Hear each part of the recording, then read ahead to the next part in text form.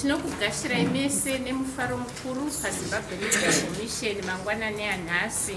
SeZimbabwe Media Commission tiri kufara kuti mutungamiri wenyika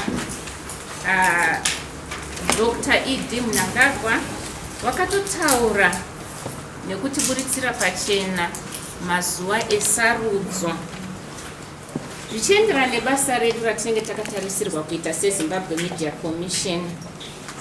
Tiri kutora matanho akati kuti kuitira kuti vanhu vanosenza pakutora nhau nekushambadzira mashoko wakaita seni vari pano nhasi waite izvi nenzira ine gwara.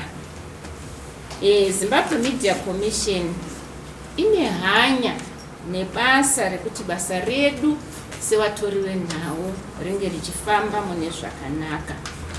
Sarudzo hadzisi kufanira kunge dzichidyara ruvengo kana kutipesanisa sezvizvarwa zvenyika ino. Isisi tiri kuti sezvizvarwa zveZimbabwe vana vevhu tese tiri mhuri imweyo. Tine tarisiro nezviroto nezvishuwo zvakafanana, zvakare tine nhoroondo yakafanana sezvizvarwa zvenyika yeZimbabwe. Tiri kutarisira kuti vatori venhau nevashambadziri vemashoko vakaita semi vachabata basa ravo nemazvo negwara pasina kuti vachange vachizova ivo vanenge vachizopindira vachinge vachitora tingati mativi kunyaya dzemapato ematongerwo enyika.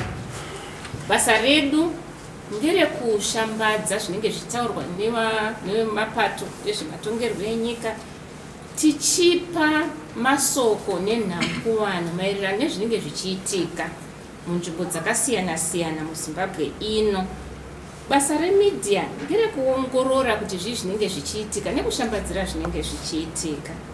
Titarisa mutemo weElectoral Act, Zimbabwe Electoral Commission Act, ichange ichiisa pamwepo kana kubatana neZimbabwe Media Commission nebhazi pakucherechedza nekuongorora kuti kushambadza kwamuri kuita masoko kuri kushambadzwa nemutoo wakanyatsotsvinda here kana kuti nemutoo negwara here. Zvichakadaro, Zimbabwe Media Commission ine hanya neshungu dzekuti dai maelections edu afamba murunyararo aitwa mune zvakanaka pasina mhirizhonga.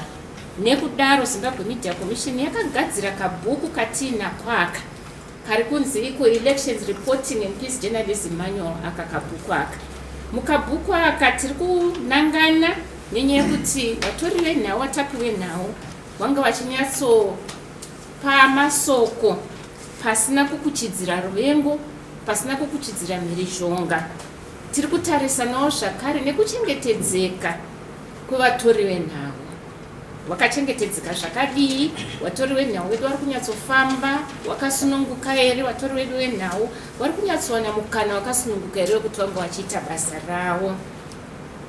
Kabhuku ikakaka kari kutarisawo zvakare kuti madzimai vanenge vachifamba sei musarudzo dziri kuuya idzodzi, vechidiki vanenge vachifambawo sei zvakare vachibata sei musarudzo idzodzi. Isusu tiri kutarisawo zvakare mabatiro edu isusu sevatori nevatapi venhau kuti tinenge tichiita sei basa redu patinenge tichienda kune mapato akasiyana-siyana nezvematongerwo enyika pavanenge vachiita marali yavo, misangano yavo. Isusu pachedu patinenge tichiita basa redu tinenge tichiita nemazvo here. Manual iri kana kuti kabhuku aka kari kushambadzirwa kachipiwa kune vanhu vari mubasa iroriri nyika yese. Zimbabwe Media Commission ichabatsira kutraina kana kudzidzisa vatapi venhau vanosvika 1000 pamusoro pemaseenzeserwe ekabhuku ikaka nezviri nezvakakagukuchira. Commission inowo basa nehanya nekuti imimi vatori venhau basa renyu maita pasina kumbunyikidzwa here, makachengetedzeka here panguva ino yesarudzo.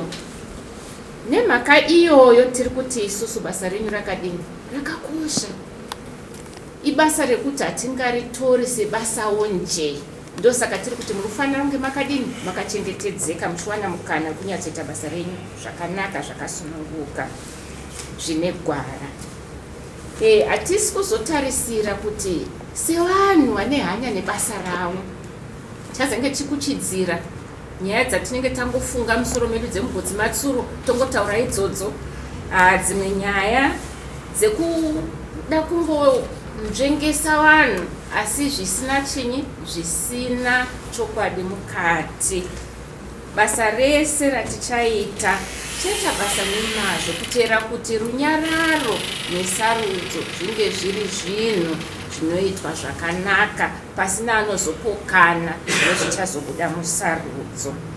Isusu tiri kuti watapi wenhau wakaita seni wangu wakachengetedzeka wachiita basa rawo nemazvo, tiri kukupai mabhachi amuri kuona tinawani.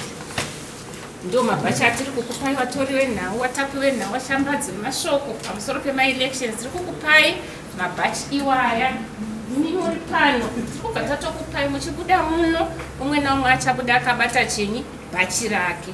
Chikonzero techida kuti vanhu wekunze uko vanga vachizoziva kuti ndimi muri kudini, muri kufambisa basa rekutapa nhau nekushambadzira zvinhu zvine chekuita nema-elections. Nemi muchibva machengetedzeka ngekuti vanhu vanokurumidza kukuzivai nekukuonai kuti avo ndivo vari kuita basa rakakosha iri, basa richasimudzira nekukurudzira sarudzo kuti dzinge dziri sarudzo dzisina zvimingamupinyi dzinogamuchirika kunyika yese.